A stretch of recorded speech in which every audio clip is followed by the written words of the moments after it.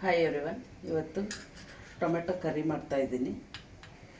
ಒಂದು ಬಾಣಲಿಗೆ ಎಣ್ಣೆ ಕಾಯಕ್ಕೆ ಇಟ್ಬಿಟ್ಟು ಅದಕ್ಕಾದ್ಮೇಲೆ ಒಂದು ದೊಡ್ಡ ಚಮಚ ಜೀರಿಗೆ, ಒಂದು 4 ಇಂಚು ಚಕ್ಕೆ, ಒಂದು 4 ಲವಂಗ. ಅದನ್ನು ಸ್ವಲ್ಪ ಹುರಿದ್ಮೇಲೆ ಒಂದು 7-8 ಎಸಳು ಬೆಳ್ಳುಳ್ಳಿ, ಶುಂಠಿ,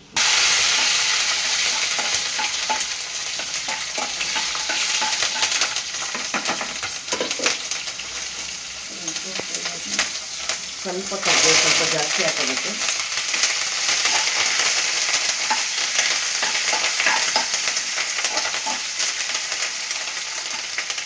ಇವಾಗ 2 ಈರುಳ್ಳಿ ದಪ್ಪಗಿಟ್ಟಿರೋದು,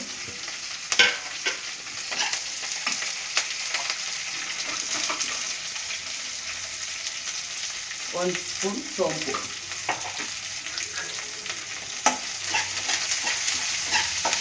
ಇದಿಷ್ಟು ಫ್ರೈ ಮಾಡ್ಕೊಳ್ಳೋಣ. ಇವಾಗ ಒಂದು ಬಟ್ಲು ಒಣ ಕೊಬ್ಬರಿ,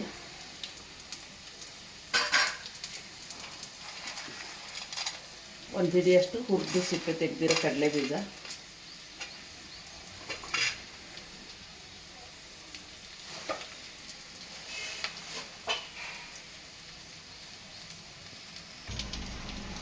ಒಂದು ಹಿಡಿಯಷ್ಟು ಕೊತ್ತಂಬರಿ ಸೊಪ್ಪು,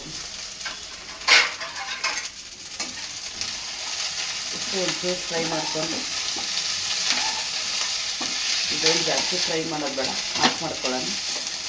ತಣ್ಣಗಾದ್ಮೇಲೆ ರುಬ್ಕೊಬರೋಣ. ಇವಾಗ ಒಂದು ಬಾಣಲಿ ಕಾಯಕ್ಕಿಟ್ಟು ಅದರಲ್ಲಿ ಎಣ್ಣೆ ಕಾಯಿಸ್ಬಿಟ್ಟು ಸ್ವಲ್ಪ ಸಾಸಿವೆ,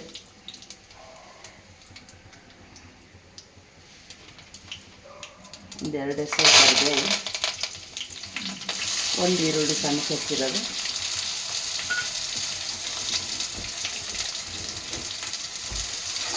ಒಂಚೂರು ಫ್ರೈ ಮಾಡ್ಕೊಳ್ಳೋಣ. ಇದೊಂಚೂರು ಕೆಂಪಗಾಗಲಿ. ಇವಾಗ ಇದು ಈರುಳ್ಳಿ ಫ್ರೈ ಆಗಿದೆ. ಒಂದು 4 ಹೆಚ್ಚಿರೋ ಟೊಮೆಟೊ,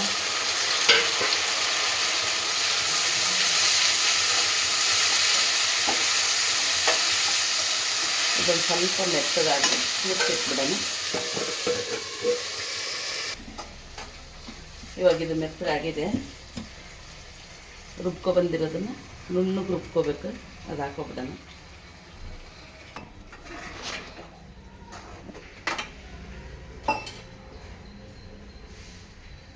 ಇವಾಗ ಒಂದು ಸ್ಪೂನ್ ಧನಿಯಾ ಪುಡಿ,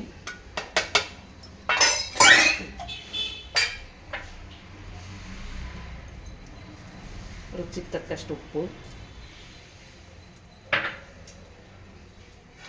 ಎಷ್ಟು ಬೇಕೋ ಅಷ್ಟು ನೀರು.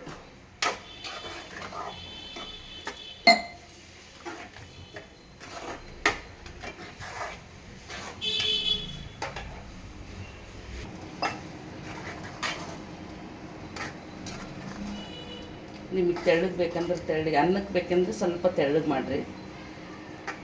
ಚಪಾತಿ ರೊಟ್ಟಿಗಾದರೆ ಒಂಚೂರು ಗಟ್ಟಿ ಇರಲಿ.